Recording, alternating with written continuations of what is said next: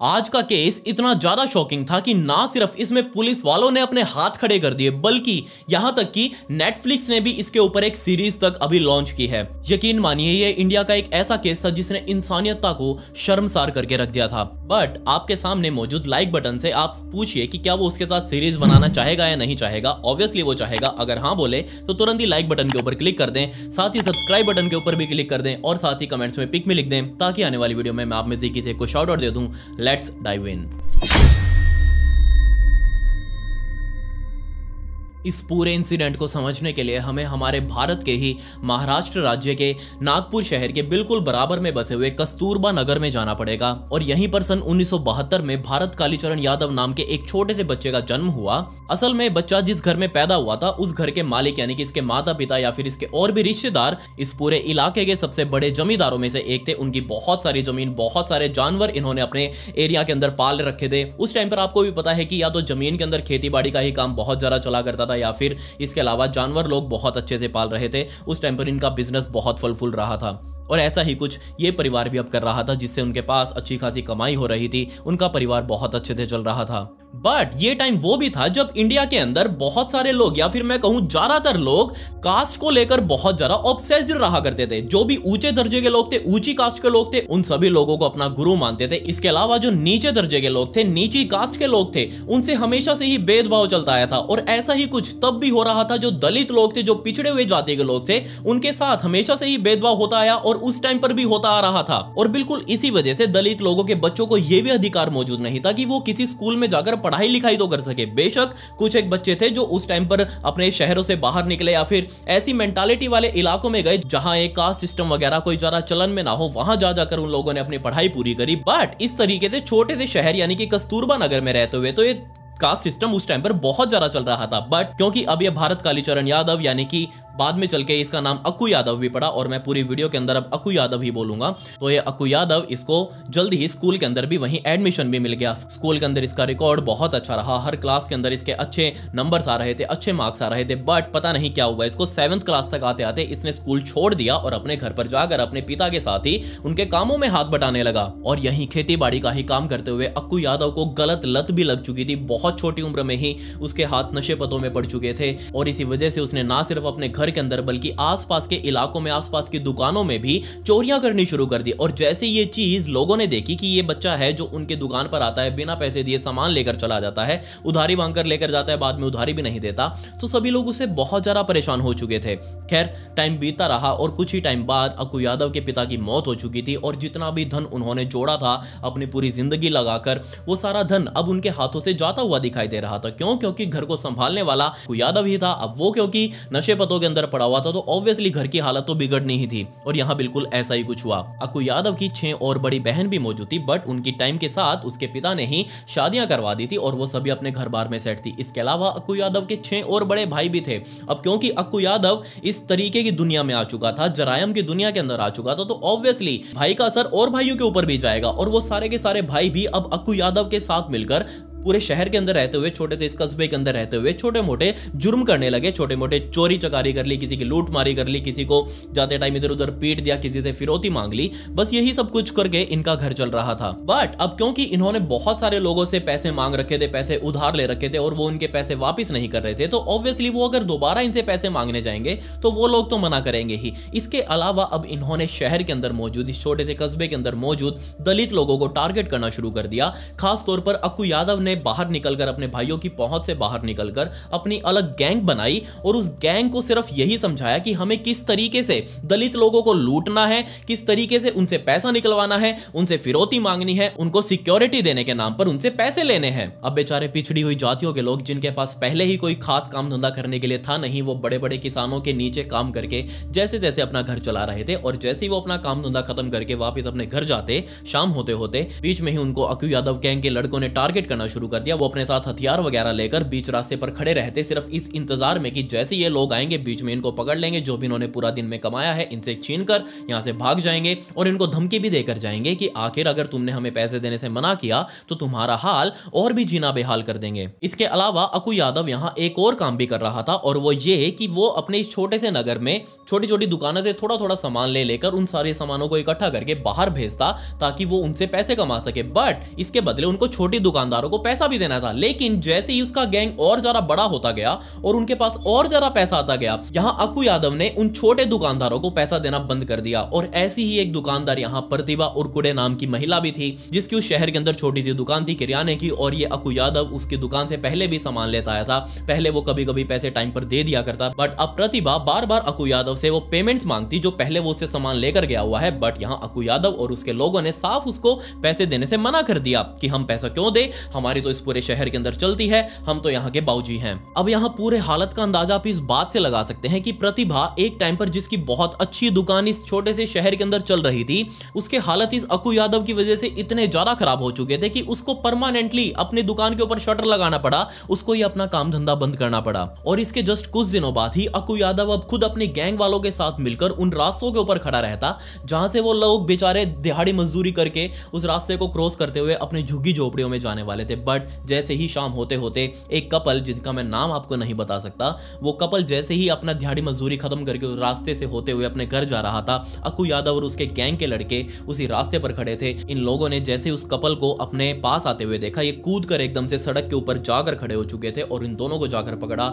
सबसे पहले उस आदमी से उसके सारे पैसे छीने गए, उसके पास जो भी सामान था, उसके हाथ में सब्जी वगैरह का थैला भी था, वो थैला भी छीन लिया गया। बट ये अक्कू यादव यही नहीं रुका, उसको ये लड़की जो इस आदमी के साथ मौजूद थी, ये लड़की बहुत ज्यादा पसंद आ चुकी थी। और क्या आप इस बात पर विश्वास करेंगे कि वहां अक्कू यादव गैंग के लड़के भी खड़े हैं, बेचारी उस लड़की का पति भी खड़ा हुआ है, और इन सब के सामने ही अक्कू यादव ने उस लड़की का ना सिर्फ बलात्कार किया बल्कि उसको इतना बुरी तरीके से मारा पीटा, और साथ ही उसको जान से मारने के लिए भी बोला कि अगर तुमने किसी और को बताया तो तुम्हारा जो हाल होगा उसके जिम्मेवार तुम खुद होगे। बेचारे वो लड़का और लड़की दोनों इतने ज्यादा डर चुके थे कि उन्होंने इस बात को किसी को भी नहीं बताया। लेकिन इस बात से अक्कू यादव और उसके गैंग की हिम्मत इतनी ज्यादा बढ़ चुकी थी कि ये चीज अब आम हो चुकी थी उस पूरे के पूरे छोटे से शहर में, कि वहां आए दिन जहां पहले सिर्फ लूटपाट और चोरी चकारी का ही काम हो रहा था, बट अब तो यहाँ रेप की घटनाओं में भी एकदम से इतना ज्यादा इजाफा हुआ कि किसी को भी विश्वास ही नहीं हुआ कि आखिर इस शहर के अंदर चल क्या रहा है। सन 1991 यानी कि 1991 तक आते आते इस शहर में रहने वाली बहुत सारी लड़कियां और बहुत सारी औरतें पुलिस वालों के पास आ चुकी थी अब तक रिपोर्ट लिखवाने के लिए कि उन सब का या तो अक्कू यादव ने रेप किया है, या फिर उनको छेड़ा है, या फिर उनको भद्दी गालियां दी हैं, या फिर उनका इस्तेमाल करने की कोशिश करी है। और जैसे ये चीज पुलिस वालों को पता लगी तो पुलिस वालों ने इस चीज को इतना ज्यादा लाइटली लिया कि जस्ट उन्होंने जाकर अक्कू यादव से बात करी, उसको कुछ दिनों के लिए जेल के अंदर भी रखा और उसके ऊपर सिर्फ मोलेस्टेशन यानी कि छेड़छाड़, इसके अलावा एक दो और छोटे मोटे चार्ज लगाकर उसको अंदर कर दिया। और कुछ दिनों बाद अक्कू यादव वापस जेल से छूट चुका था।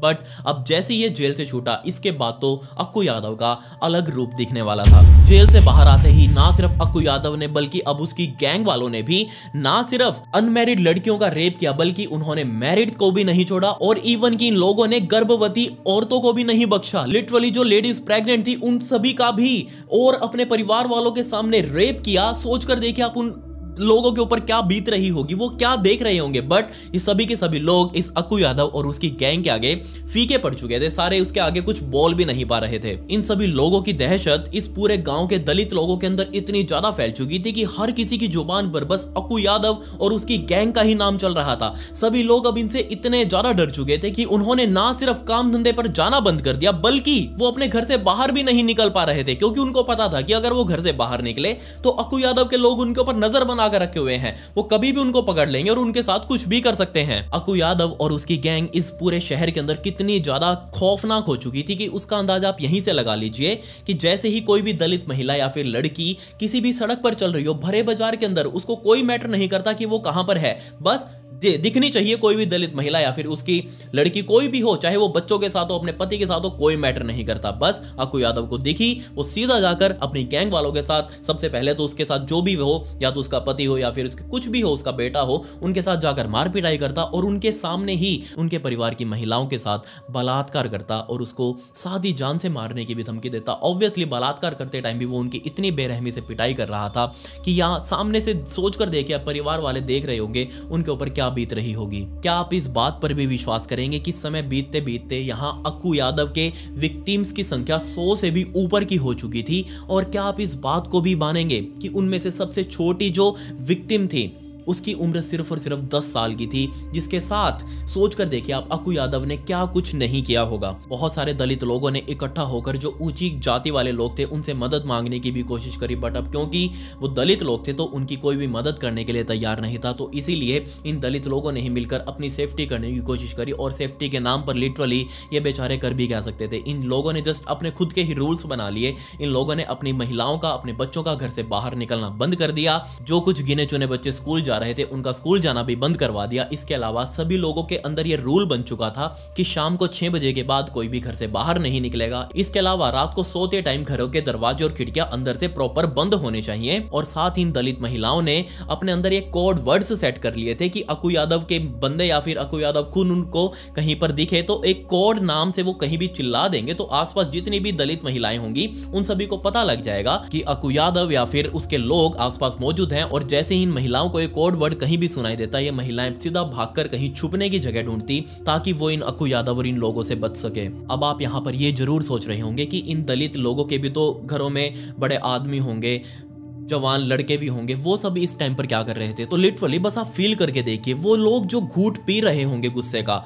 उसका मुकाबला कोई नहीं कर सकता। लिटरली हम तो वो चीज फील भी नहीं कर सकते जो लोग वो सह रहे होंगे उस टाइम पर। इसी वजह से बेचारे इन लोगों ने दारू पीना शुरू कर दिया और इसी दारू के नशे में बहुत सारे लोग ऐसे भी थे जिनका गुस्सा फूट गया और उन सभी लोगों ने सुसाइड करना ही जरूरी समझा। लिटरली ऐसे बहुत सारे रिपोर्ट सामने आई जिसमें बहुत सारे दलित लोग एक ही टाइम पर सुसाइड कर रहे थे, सिर्फ इस अक्कू यादव के डर से, या फिर उनकी इज्जत जो थी वो खत्म हो चुकी थी समाज के अंदर। ऑब्वियसली उनकी भी पहचान थी दलित समाज में, बट अब वो क्योंकि उनके महिलाओं के साथ ये सब कुछ हुआ था तो लोग अब उनको अलग ही नजर से देख रहे थे। आप ये भी सोच रहे होंगे कि ये सारे लोग इकट्ठा होकर पुलिस वालों के पास क्यों नहीं गए?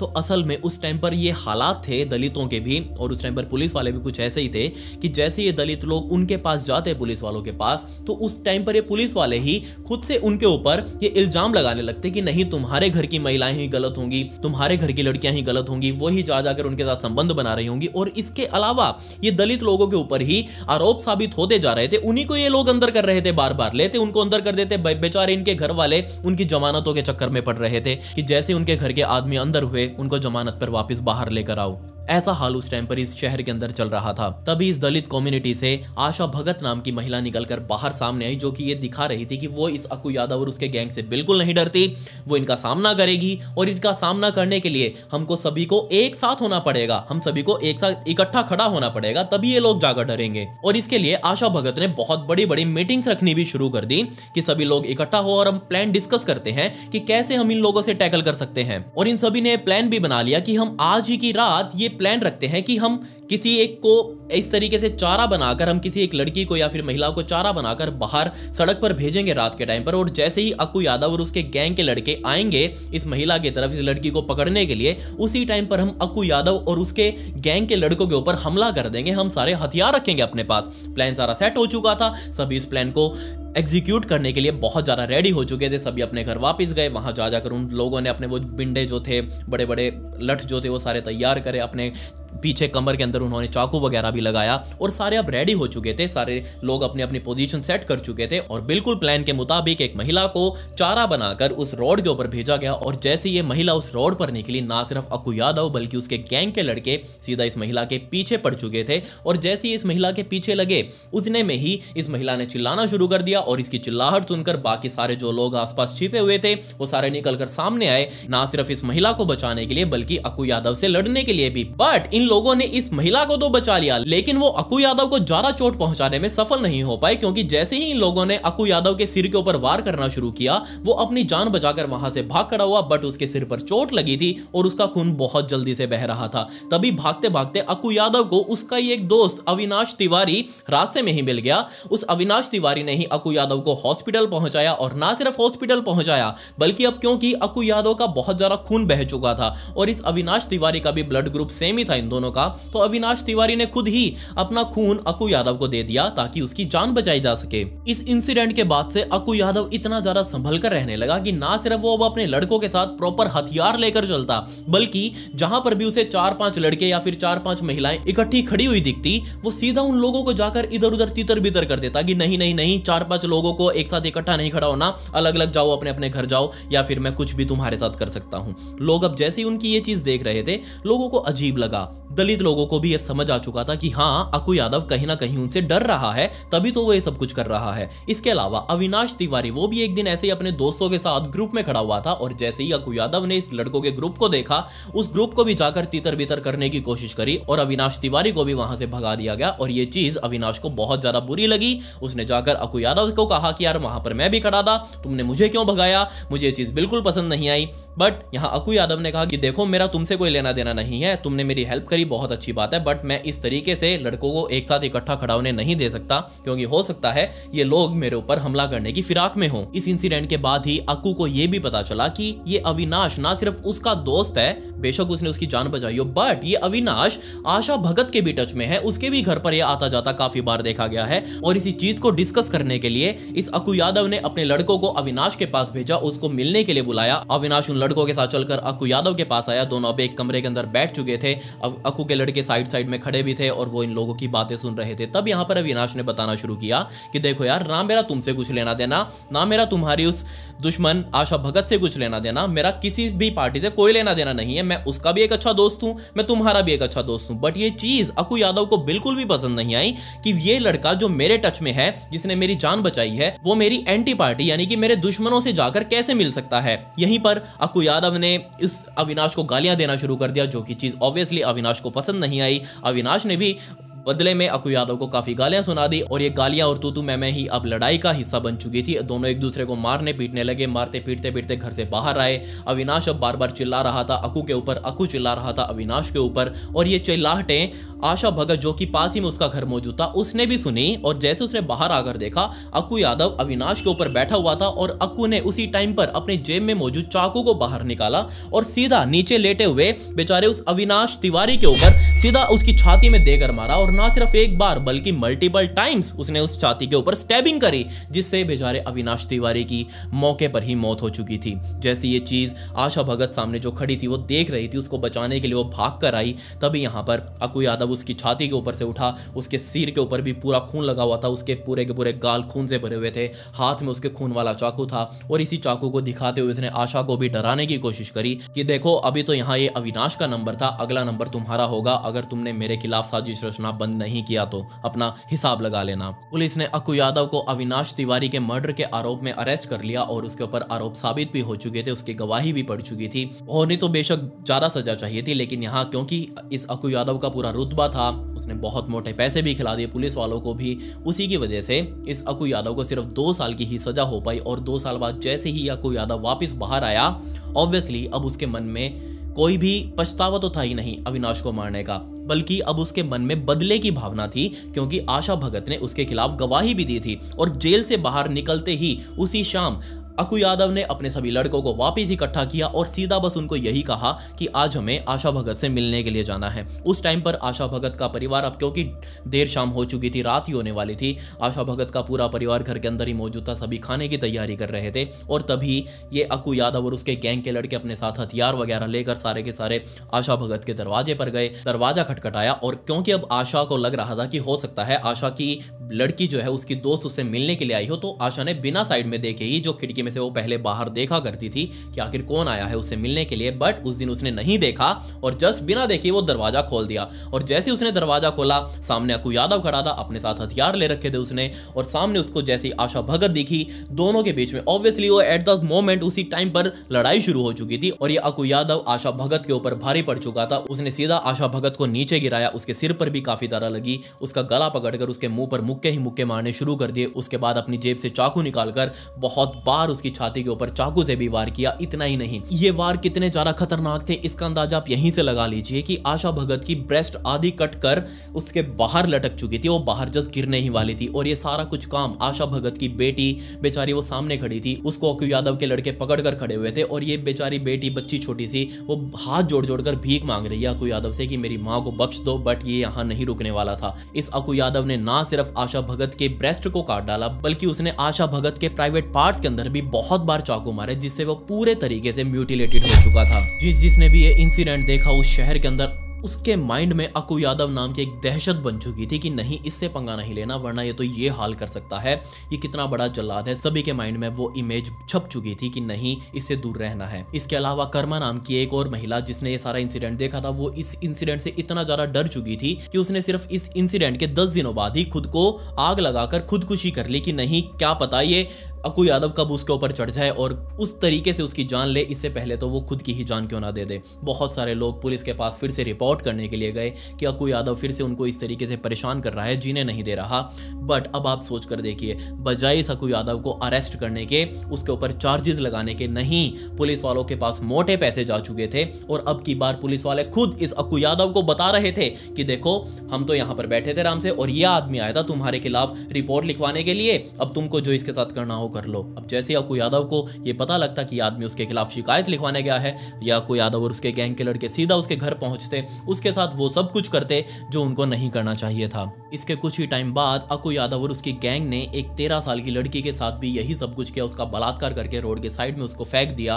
और जैसे ये चीज शहर के अंदर फैली, शहर के अंदर उषा नारायण नाम की एक और लड़की भी रहा करती थी जो वहां पर उस टाइम पर होटल मैनेजमेंट का कोर्स कर रही थी। और जैसे ये चीज उसको पता लगी, उसको पहले से ही पता था कि अक्कू यादव और उसके गैंग के लड़के ऐसा कुछ कर रहे हैं।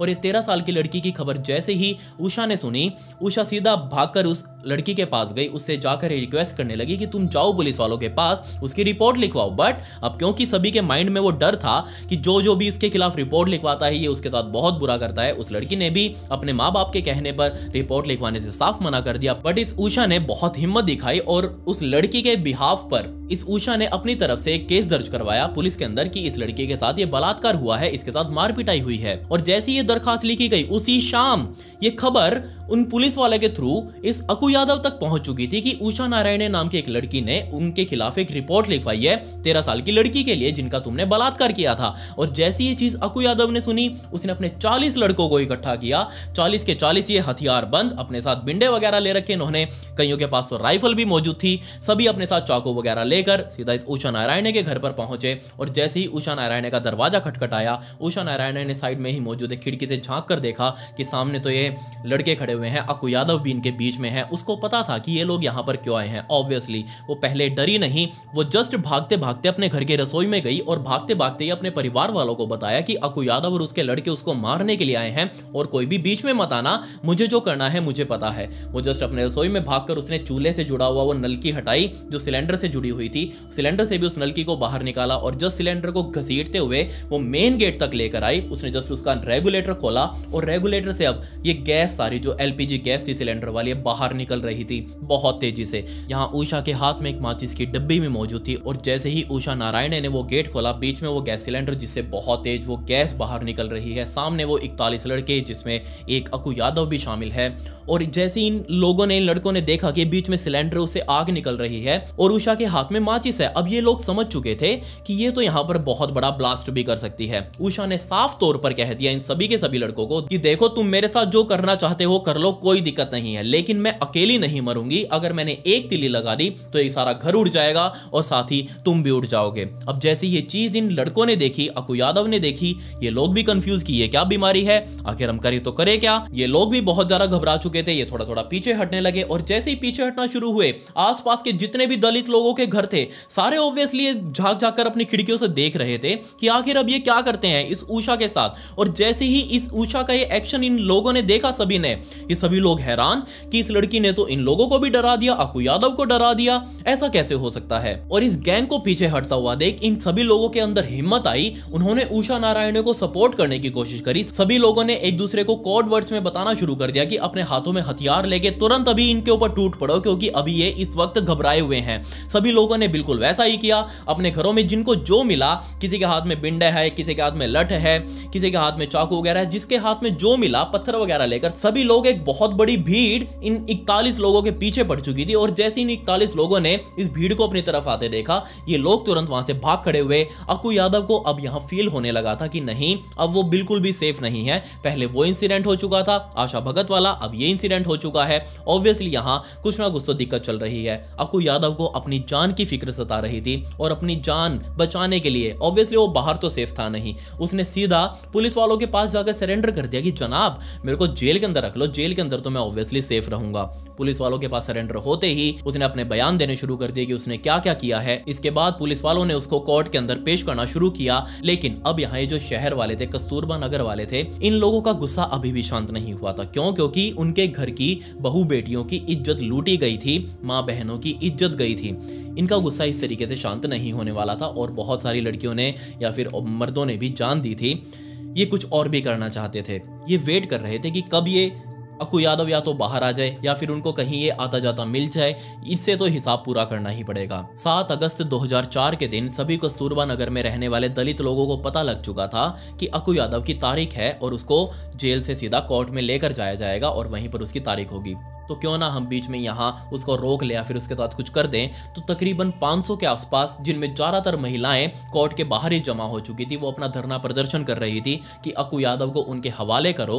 बट जैसे ही अक्कू यादव की वो जो गाड़ी थी जिसके अंदर वो बैठ कर आया था पुलिस वालों के साथ, वो बाहर निकला, उसने मुड़कर इन सभी महिलाओं को देखा और उन सभी को हाथ हिलाकर धमकी देने की कोशिश करी कि जैसे वो बाहर आएगा तभी वो उन सभी के साथ अपना बदला लेगा। इस बात को बिल्कुल भी मत भूलना। ये चीज सुनकर वो महिलाएं और ज्यादा भड़क चुकी थी, वो और तेजी से प्रदर्शन करने लगी, बट वो कुछ कर भी नहीं सकती थी। 13 अगस्त 2004 का दिन आ चुका था और ये वो दिन था जब अक्कू यादव का ट्रायल शुरू किया जाना था और उसको जेल से फिर एक बार कोर्ट लेकर जाया जाना था। और इस दिन के लिए इस कस्तूरबा नगर में रहने वाले दलित लोगों का एक और ही प्लान मौजूद था। और जैसे ही सुबह सुबह पुलिस की एक बड़ी सी गाड़ी अक्कू यादव को कोर्ट लेकर पहुंची, अब की बार अक्कू यादव अकेला नहीं था, उसके साथ बहुत सारे पुलिस वाले तो पहले से ही थे, बट उसके साथ एक और हथकड़ी के अंदर एक और कैदी बांधा हुआ था। क्योंकि यहां अक्कू यादव ने पहले ही पुलिस वालों को बता दिया था कि उसकी जान को खतरा हो सकता है, इसलिए उसको अकेला बिल्कुल ना छोड़ें। पुलिस वालों ने इस अक्कू यादव की सुरक्षा करने के लिए एक और कैदी, जो कि ऑब्वियसली उसके लेवल का नहीं था, वो किसी और जुर्म में था, उसको इसके साथ बांध दिया। इन दोनों की एक ही साथ तारीख थी इस कोर्ट के अंदर और सुबह सुबह इन दोनों को एक ही हथकड़ी के अंदर बांधकर इस कोर्ट के अंदर लेकर आया गया। उसने बाहर निकलते ही देखा कि ना सिर्फ यहाँ पर तो बहुत सारी महिलाएं बल्कि बहुत सारे मर्द लोग भी उनके जमा हो चुके हैं उसके खिलाफ। और जैसे वो बाहर निकला उसने सभी को एक बार फिर से उंगली दिखाई कि जब वो बाहर आ जाएगा तब सबको एक एक करके देख लेगा। और जैसे ये चीज इन लोगों ने सुनी, इन लोगों के अंदर गुस्सा फूट पड़ा। इसके अलावा सामने खड़े कुछ लोगों में से ऐसे लोग भी मौजूद थे, ऐसी महिलाएं भी खास तौर पर मौजूद थी जो अपने साथ अपने हाथों के अंदर लाल मिर्ची का पाउडर लेकर बैठी हुई थी। और जैसे ही उन्होंने ये चीज सुनी, उन्होंने सीधा ही पुलिस वालों के आंखों के अंदर भी और साथ ही अक्कू यादव की आंखों के अंदर भी वो लाल मिर्च का पाउडर फेंकना शुरू कर दिया। और जैसे ये पाउडर डाला गया भीड़ के अंदर भगदड़ मच गई। अक्कू यादव, वो पुलिस वाले और भी आसपास खड़े लोग इधर उधर भागने लगे जिनकी भी आंखों के अंदर वो लाल मिर्च का पाउडर गया था। अब क्योंकि अक्कू यादव के साथ एक और कैदी भी उसके हाथ में बंधा हुआ था, वो भी दोनों सीधा कोर्ट रूम के अंदर की तरफ भागे क्योंकि उनको पता था कि अंदर ही है जो उनको सुरक्षा मिल सकती है। पुलिस जैसे तैसे अक्कू यादव को कोर्ट रूम के अंदर लेकर गई और अंदर जाते ही पुलिस वालों ने वो दरवाजा बंद कर दिया, बट भीड़ ने पीछे से वो दरवाजा तोड़ दिया। अंदर पूरी कोर्ट चल रही थी। अक्कू यादव और उसके साथ बंधा हुआ कैदी सीधा जज के पास जाकर खड़े हो चुके थे, बट पीछे मौजूद भीड़ को इससे कोई फर्क नहीं पड़ा। वो सीधा जाकर अक्कू यादव और उसके साथ बंधे हुए साथी के ऊपर टूट पड़े। खास तौर पर वो अक्कू यादव को मार रहे थे। अब आप सोच कर देखिए, दो हाथ इस तरीके से बंधे हुए हैं, एक हाथ अक्कू यादव का और एक हाथ दूसरे कैदी का। अब अक्कू यादव जैसे ही अपने आप को बचाने के लिए इस तरीके से हाथ रखता, अक्कू यादव के बराबर में बना हुआ कैदी वो भी अपने आप को बचाने के लिए अपने हाथ के ऊपर मुंह रख रहा था। अब क्योंकि वो बराबर वाला कैदी कुछ ज्यादा ही पावरफुल था, उसके हाथ ज्यादा मजबूत थे, वो अक्कू यादव के हाथ को अपने साथ ही लेकर आ चुका था और उसने अपने दोनों हाथों से अपने आप को बचाने के लिए इस तरीके से वो जमीन पर बैठा। अक्कू यादव भी बैठ चुका था। अब अक्कू यादव के पास सिर्फ एक ही हाथ था अपना चेहरा ढकने के लिए, बट इस हाथ से भी कोई फर्क नहीं पड़ा भीड़ को। भीड़ ने उसको तुरंत ही तोड़ना शुरू कर दिया। वहां पड़े फर्नीचर से, कुर्सियों से, बेंचेस से उसको उठा उठा कर मारा। सामने मौजूद भीड़ के हाथों में बलंट चाकू मौजूद थे और उन चाकुओं से ही सीधा इस अक्कू यादव के ऊपर भरी कोर्ट के अंदर हमला किया गया। और सिर्फ 15 मिनटों के इस हमले के अंदर ही अक्कू यादव की लाश उसके ही खून में पड़ी थी। जैसे ही अक्कू यादव का मर्डर इस तरीके से किया गया, ये बात पूरे देश के अंदर उस टाइम पर फैल चुकी थी और बहुत बड़े पैमाने पर इसकी जांच शुरू की गई कि आखिर ये सब किसने किया। क्योंकि आपको पता है कि कहीं भी हो, चाहे वो भारत हो या फिर पूरी दुनिया में कोई भी देश हो, भीड़ को कभी भी सजा नहीं मिलती। बट फिर भी यहाँ 5 महिलाओं को अरेस्ट किया गया अक्कू यादव के मर्डर के आरोप में। बट जैसे इन 5 महिलाओं को अरेस्ट किया गया, बाकी की सभी दलित महिलाएं रोष में आ चुकी थी, गुस्सा हो चुकी थी और वो सामने आकर खड़ी हो गई सभी कोर्ट के सामने, ऑब्वियसली जज के सामने, कि नहीं, इन 5 ने नहीं, हम सभी ने मिलकर मारा है। अगर सजा देनी है तो हम सभी को दो, वरना इन 5 को भी छोड़ो। अब दबाव में कोर्ट आ चुकी थी। ऑब्वियसली इन 5 महिलाओं को भी रिहा कर दिया गया और कुछ इस तरीके से अक्कू यादव की रेन ऑफ जो टेरर थी वो इस तरीके से बिल्कुल एंड हो चुकी थी। Akku Yadav signed his on death warrant. आप मुझे बताइए कि क्या आपको इस केस के बारे में पहले से पता था? अगर हाँ तो आप उसको कमेंट्स में जरूर लिखें, या फिर अगर मुझसे कोई चीज मिस हो गई हो तो उसके बारे में भी जरूर बताएं। या फिर जिन लोगों ने इस केस को पर्सनली देखा है, जिन्होंने इस केस को फील किया है, वो अपने एक्सपीरियंस नीचे शेयर जरूर करें। खैर, अगर आपको इस इंसिडेंट से रिलेटेड बैक स्टोरी फोटोज चाहिए हो तो मैं आज रात को 9 बजे तक मेरे इंस्टाग्राम ब्रॉडकास्ट चैनल में डाल दूंगा। ये मेरी इंस्टाग्राम आईडी, इसका लिंक आपको डिस्क्रिप्शन में भी मिल जाएगा, तो प्लीज आप मुझे वहां फॉलो जरूर कर लें। खैर, पिछली वीडियो का शाउट आउट नरेंद्र सिंह गर्चा को and comment pick me to get a shout out in next video. मिलते हैं अगली वीडियो में। ये वीडियो देखने के लिए धन्यवाद।